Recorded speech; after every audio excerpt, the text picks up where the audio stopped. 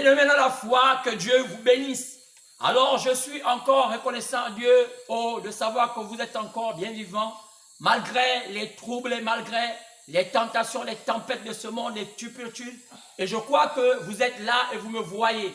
Et lorsque, vous savez, lorsque Dieu avait permis que le peuple d'Israël soit en captivité en Babylone, et c'était comme semblable en ce jour, lorsqu'on voit ces hommes héros vaillants, hommes qui étaient allés en Babylone en captivité, comme notre bien-aimé frère Daniel et Meshach, Abednego et Shadrach.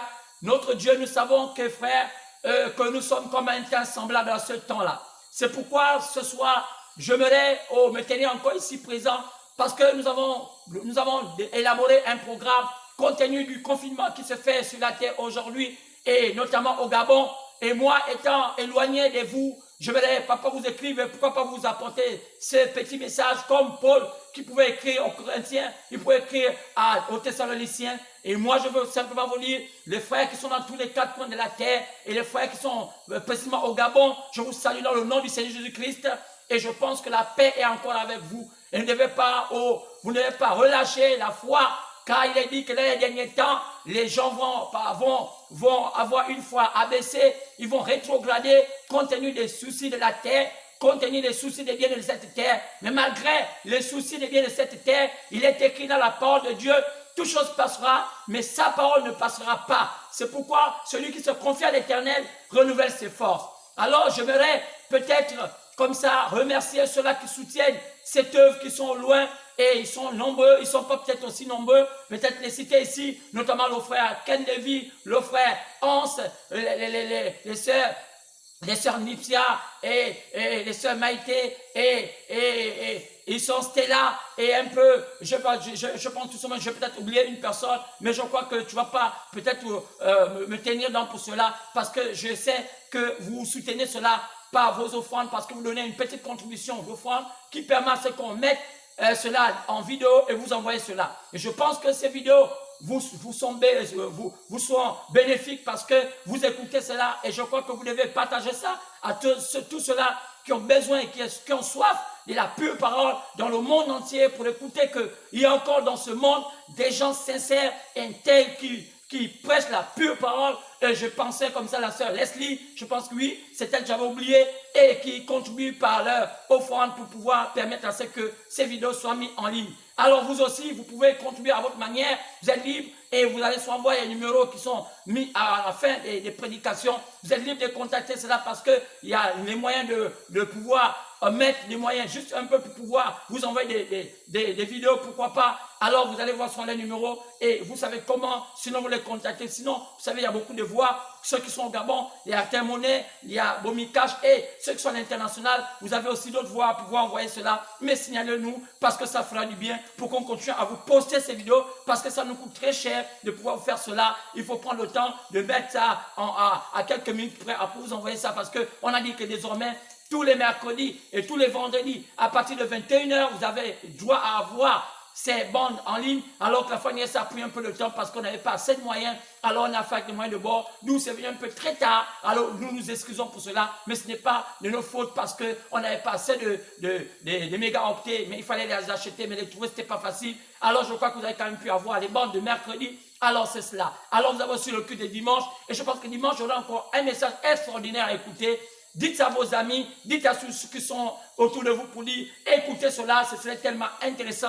Je crois à partir de 12h, 12h30, vous aurez déjà cela en ligne et ce serait tellement bien écouter cela. Et désormais, si on a plus de moyens, pourquoi pas mettre ça en direct, comme ça vous avez le culte en direct et cela, ça va encore être un sujet de réflexion par rapport aux moyens de bord. Alors, vous savez que la fois dernière, dès dimanche, on a commencé un message, c'était un message capital, c'était un message que vous avez peut-être noté, c'était connaître le plan de Dieu pour le salut de l'humanité était le gage du salut de votre âme. Alors vous savez, c'est un message poignant qu'on apporte la fois dernière, qu'il fallait connaître le plan, il fallait connaître le plan de Dieu pour le salut de l'humanité, qui est le gage du salut de l'âme d'une personne. Parce que si vous ne connaissez pas le plan, Dieu a élaboré un plan du salut de l'humanité. Alors vous savez que on dit vous connaîtrez la vérité vous affranchira et la vérité vous rendra libre. Alors, si vous ne connaissez pas la vérité, car sa parole est la vérité, alors vous ne pouvez pas obtenir la foi, sachant que la foi vient de ce qu'on entend, et ce qu'on entend vient de la parole de Dieu.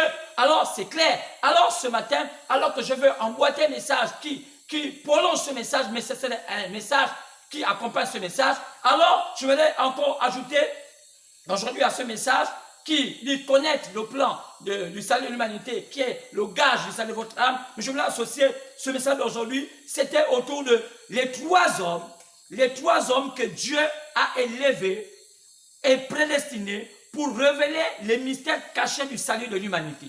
Les trois hommes que Dieu a élevés et prédestinés pour révéler les mystères cachés du salut de l'humanité. Il n'y en a eu que trois. Alors, je vais continuer comme ça parce que ceux qui veulent savoir déjà ce qui a été prêché avant, ils peuvent simplement cliquer dans YouTube, Jean-Luc Moulanda. Vous allez voir là-dedans les prédications depuis mercredi, depuis même dimanche. Parce que ce message a commencé depuis dimanche. Alors, c'est là vous allez avoir le temps de mettre ça à jour parce que vous allez vous mettre à jour. Mais aujourd'hui, nous voulons continuer en prêchant sur le message connaître, il faut. Donc, les trois hommes que Dieu a élevés et prédestinés pour révéler les mystères cachés du salut de l'humanité. Il n'y en a eu que trois. Alors, nous allons prendre nos Bibles rapidement parce que on ne va pas tarder par rapport au temps. On va prendre nos Bibles. On va prendre nos Bibles. Prenons nos Bibles d'abord. Dans 1 Jean chapitre 5. 1 Jean chapitre 5. 1 Jean chapitre 5, partant du verset 8, partant du verset 7 au verset 8. 1 Jean 5. 1 Jean 5, 7 à 8. Lisons cette écriture. Car il y a trois qui rendent témoignage. L'esprit, l'eau et le sang. Les trois sont d'accord. Que le Seigneur bénisse la lecture de sa parole. Au nom du Seigneur qui est ainsi prié. Amen. Alors, vous pouvez vous asseoir si vous étiez debout parce qu'on lisait la parole. Alors ici, j'ai lu l'épître. C'est Jean qui écrit, l'apôtre Jean qui écrit dans l'épître à Jean, 1 Jean, chapitre 5, partant du verset 7 à 8. Alors là-dedans, il est dit, car il y a trois qui rendent témoignage. En état qui rendent témoignage de Dieu sur la terre. Au verset 8, il y a l'esprit, il y a l'eau, il y a le sang, et les trois sont d'accord. Lorsque nous lisons cela, nous voyons que la Bible dit que les trois sont d'accord. S'il s'agissait de Dieu lui-même seul, la Bible ne veut pas dire que les trois sont d'accord. Parce que s'ils disent qu'ils sont d'accord, c'est que Dieu est divisé en trois et on croit à la Trinité. Mais ici, on dit qu'ils sont d'accord, donc ça veut dire que ce n'est pas le Dieu Tout-Puissant seul qui est là, mais il y a des attributs qu'il en a légués quelque chose à faire parce qu'on dit les trois sont d'accord. Ils sont d'accord. Ils sont en accord dans ce qu'ils font.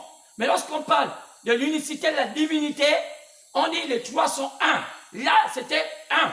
Mais si on parle des fonctions, sinon des attributs que le Créateur a mis pour établir un plan, on dit que ces trois attributs, ces trois fonctions sont d'accord. Donc, ce qu'un dit, l'autre aussi l'affirme. Ce que l'autre dit, l'autre aussi va le confirmer. Donc, les trois sont d'accord. Donc, ici, on peut dire unanimement qu'ici, il s'agit des êtres. Il s'agit, parce qu'on dit ils sont d'accord. Et vous savez que ils, et lorsqu'on parle en conjugaison, c'est la troisième personne du singulier. Et vous voyez que lorsqu'on parle de cela, on dit ils sont d'accord. Mais ils sont d'accord. Et lorsqu'on voit ici, on voit c'est il qui est au pluriel. Et quand on parle de pluriel, ça dit que c'est la troisième personne du pluriel. Donc ils sont trois qui sont d'accord. Alors, donc, pour ceux qui ont eu un parcours, un peu d'école, peuvent comprendre en grammaire, c'est exactement ça en conjugaison. Car c'est la troisième personne du pluriel. Et ils sont d'accord. C'est pourquoi j'ai intitulé mon sermon ce soir, où on parlerait des trois hommes que Dieu a élevés et prédestinés pour révéler les mystères cachés du salut de l'humanité. Alors, c'est une question qu'on peut poser. À part ces 3 hommes, est-ce qu'il y en a encore d'autres? Oui, mais c'est quoi j'ai ajouté que Dieu a élevé. Donc, ils sont un peu plus élevés que les autres. C'est pourquoi on va voir cela. On peut voir ça dans le livre de Matthieu chapitre 11. 11. Jésus va dire cela dans Matthieu chapitre 11, verset 11, au sujet de Jean-Baptiste. Vous allez remarquer qu'au sujet de Jean-Baptiste, Jésus va dire, lorsqu'on lui parle dans Matthieu 11, il dit, je vous le dis en vérité, parmi ceux qui sont nés des femmes, il n'y en a point paru de plus grand que Jean-Baptiste. Cependant, le plus petit dans le royaume des cieux est plus grand, et dans le royaume des cieux est plus grand que lui. Alors, il faut un peu se poser des questions. Quel est le plus petit dans le royaume des cieux qui est plus grand que Jean-Baptiste, alors que ici, la Bible nous dit, Jésus dit que de ceux qui sont nés des femmes, il n'y a pas eu plus grand que Jean-Baptiste. Ça veut dire que il y a quelqu'un qui est né de Jean-Baptiste, mais comment le remarquer et comment le repérer? Il dit, c'était le plus petit dans le royaume des cieux. Mais à quel moment nous pouvons parler du plus petit dans le royaume des cieux? Ici, nous voyons que Jésus nous ramène à la Genèse. Et si nous partons à la Genèse, on parle du plus petit. Alors, vous allez voir que dans Matthieu 13, partant du verset 10, on parle des mystères cachés du royaume des cieux. Matthieu 13, partant du verset 10, la Bible nous parle des mystères cachés du royaume des cieux. On peut voir ça ici. Matthieu 13, 10. Les disciples s'approchaient, lui dirent, pourquoi leur parles-tu en parabole? Jésus leur répondit, parce qu'il vous a été donné de connaître les mystères du royaume des cieux, et que cela ne leur a pas été donné. Donc c'est clair. Donc il y a eu des mystères, il y a des mystères que Dieu en a cachés. Et effectivement, parce que Dieu est Dieu, il est l'éternel des armées, il est le Tout-Puissant, il est l'infini. Donc, il n'a pas fait le monde simplement comme on pense. Et même la science, qui pense connaître tous les mécanismes, ne connaissent pas encore grand-chose. Parce que jusqu'à aujourd'hui, ils se sont seulement arrêtés à la dimension des ondes, parce qu'il y a plus que les ondes. Alors, on va encore ajouter cela. Lorsque on parle de cela, le plus bel homme des cieux, on va repartir dans la Genèse. On va voir que dans Genèse chapitre 1, quelque chose se passe. Genèse chapitre 1, quelque chose se passe. Il est dit ici, clairement, au commencement, Dieu créa les cieux et la terre. C'est un mystère. Dieu crée les cieux et la terre. Et on dit, elle était informe et vide. Et tout cela, c'est pas ce qui nous intéresse le plus. Ce qui nous intéresse le plus, c'est qu'on va remarquer que quand Dieu va commencer à créer, à partir du verset 3 du chapitre 1, il dit, Dieu commençait à créer la lumière. Il dit que la lumière soit. Et la lumière fut. Et Dieu vit que la lumière était bonne et tout cela, c'est vrai. Et la lumière, c'est pas les ténèbres avec la lumière. C'est pas la lumière avec les ténèbres. Et il plaça, et il les appela lumière jour, et il appela ténèbres nuit. C'est là.